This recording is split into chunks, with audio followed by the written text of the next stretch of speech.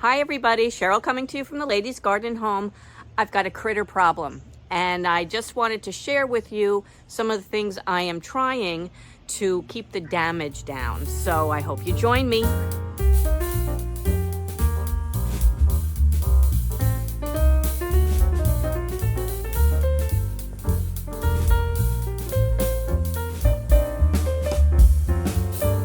So if you've been following me, you know that I have a bunch of critters eating up my garden.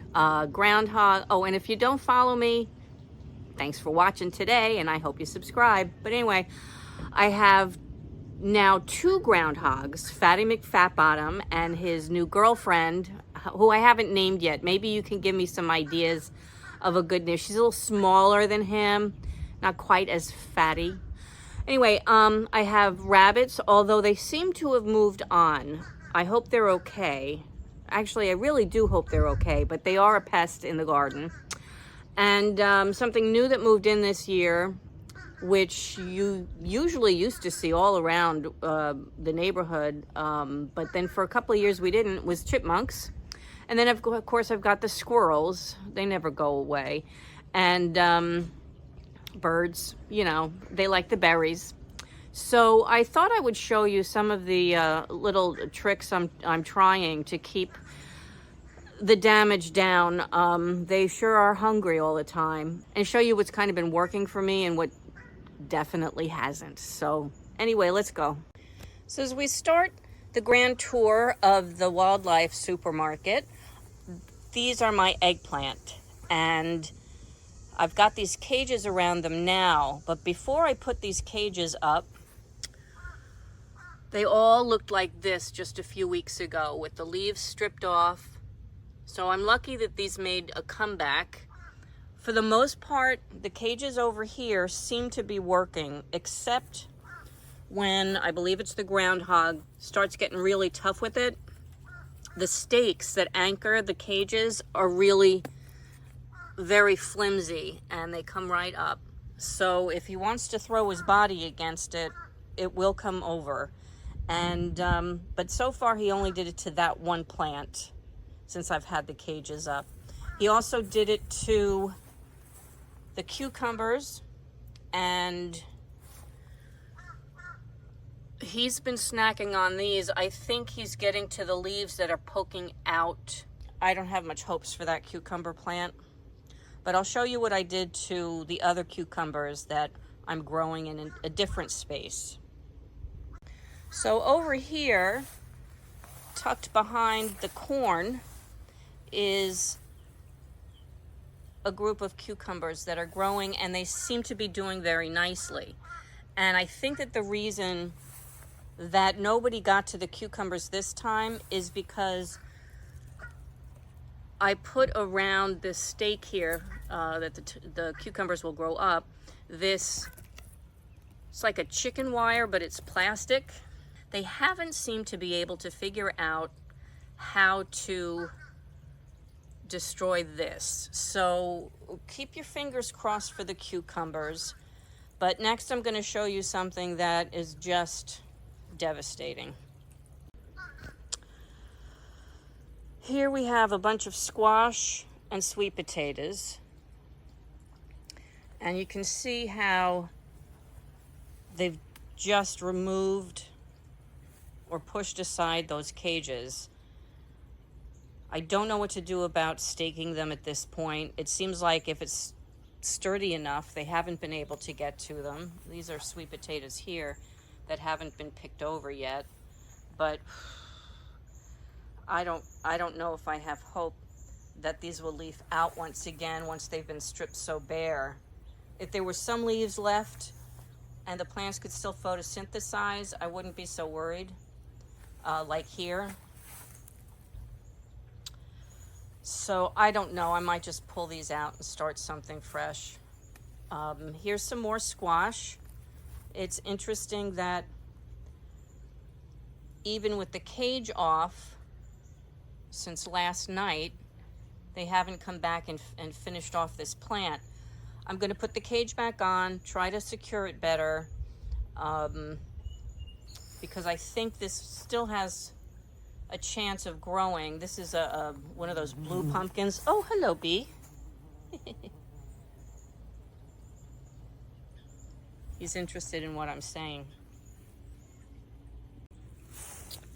Here is a sad remaining zinnia. I have now planted and replanted zinnias numerous times this season, and I think that's a rabbit. Nestled amongst the calendula and corn over here is one remaining little zinnia plant that I think is just so hidden that they can't find it.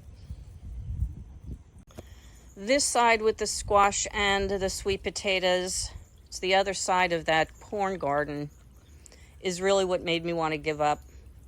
I was so devastated when I came out here and I saw this. I mean, look at this. It's like they had a party. Here's a little fountain I put in. I had cardboard down here and to kill off the grass underneath it, and I got this water fountain from my mom for Mother's Day, and I finally put it up this weekend. This comfrey got eaten to death, and then as it's started to leaf back out again, it's a weakened plant, you could tell that. But I'll show you what I've been putting on it. I have to reapply it every time it rains, but at least it's allowed me to let this plant grow back a little bit. And that's this stuff, cayenne pepper. I got this big tub of it off of Amazon, and what I've been doing is just shaking it around the plant. Oops, I think I put too much. I don't want it on the leaves. Oh boy.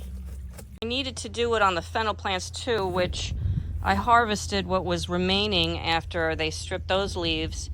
But the bulb was fine, and I took it and ate it the other night. But now I've found that they are eating my dahlias, which were sprouting very nicely.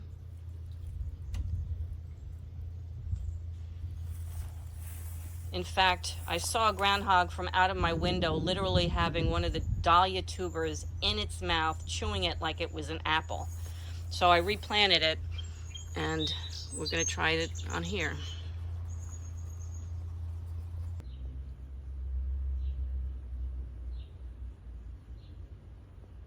So this was a bit of an experiment with my blueberry bush. Last year, I covered it with frost cloth, did my best to secure it at the bottom, wrapped it really well after it had bloomed and after little blueberries were starting to form. They were green, so that's when I did that. And they developed very nicely inside, and it was great. I was looking forward to a great harvest. But then the cardinals came and chewed the frost cloth away. One of them actually got stuck inside, and I had to go and rescue it, and it literally flew out with a blueberry in its mouth, turned around and stared at me as if to say, "Gee, thanks, Mom." So this year I did not cover it at all. And honestly, I got the same amount of blueberries, which was literally just a handful. And I picked them a little bit on the green side, and then I let them ripen inside the house. So that seemed to work. They were still very, very sweet.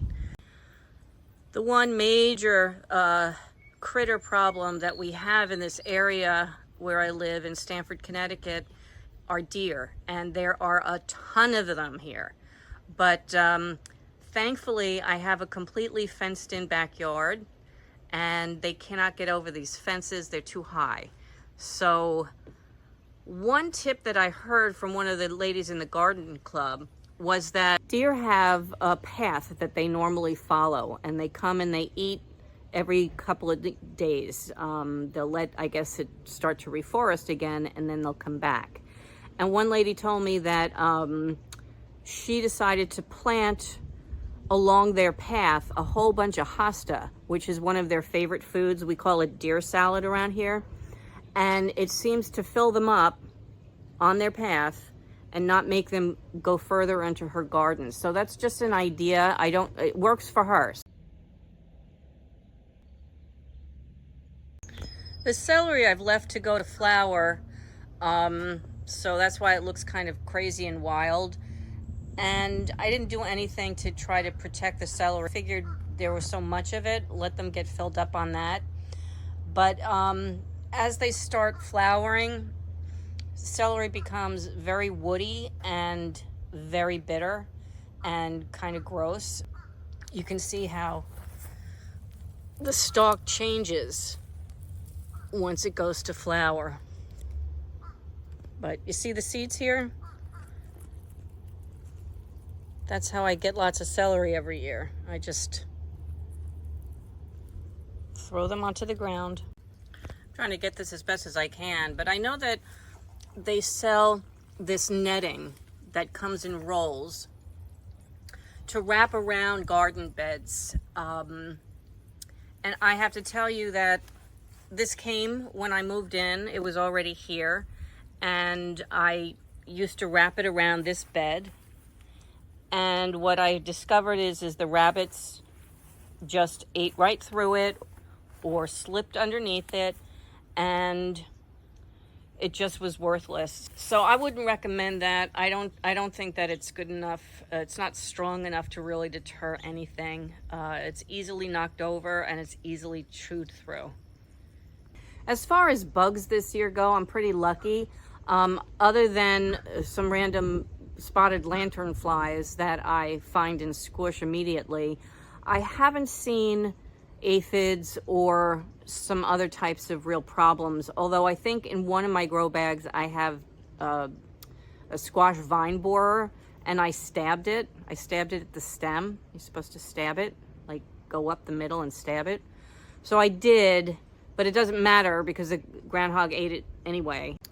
I think the one thing that I've learned this summer, this is my 5th year gardening in this property, is that I kind of figured out what these critters like and what they don't like. And next year, going into planning, I'm really going to concentrate on what they don't like. So I know they haven't bothered my peppers. So far, they haven't bothered my tomatoes, at least not the plants.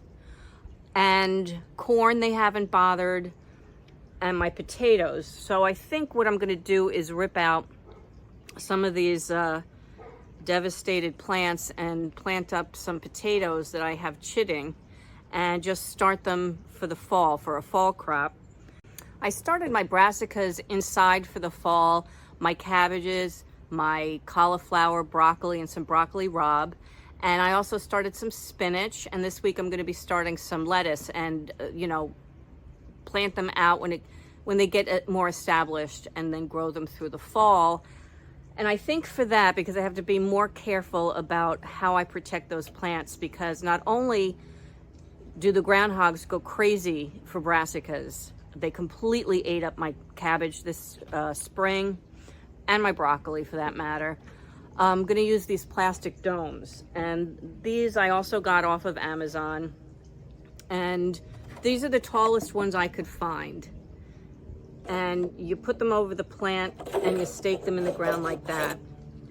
And these I'm thinking of instead of the cages, which obviously haven't worked very well, because the other thing that really love brassicas are those white cabbage butterflies. Oh, right on cue. They lay their eggs, and then the larvae completely decimate the plants. So I'm hoping that this will keep those white butterflies off of those brassicas, and by the time the plants are tall enough, I can remove it. It'll be past the time that the white butterflies are gone. I think that usually happens right around the first frost, maybe after the first frost. You don't see them anymore. So I'm hoping that this will protect them up until that point. Then I got to worry about covering them with something else, probably frost cloth at that point, to keep the groundhogs off of them. If I can figure out how to stake those cages better, maybe those would work. Maybe.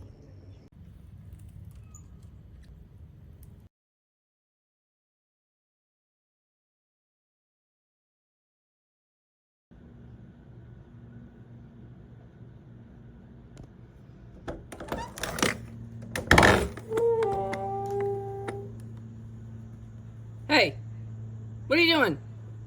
Yep, yep, get out. Yep.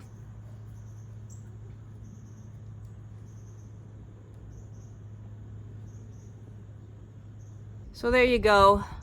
You probably thought you were going to get a nice list of great ideas on how to keep pests out of the garden, and all you got was a bunch of this stuff doesn't work and that doesn't work. What can I tell you? Hopefully I've saved you some money. I know we have a lot of wildlife here in this area of the country, and I'm very grateful for that. I love my wildlife. Don't get me wrong. I'm not trying to kill anybody. I'm not trying to even relocate anybody because they have their happy homes here. What I'm trying to do is feed them enough wild grasses and clover and that kind of thing that I know that they eat. I know that because he's a good little lawnmower when he's in the mood for grass. And just keep some vegetables for myself. Last year, I never got one eggplant. So let's see if this cage system works.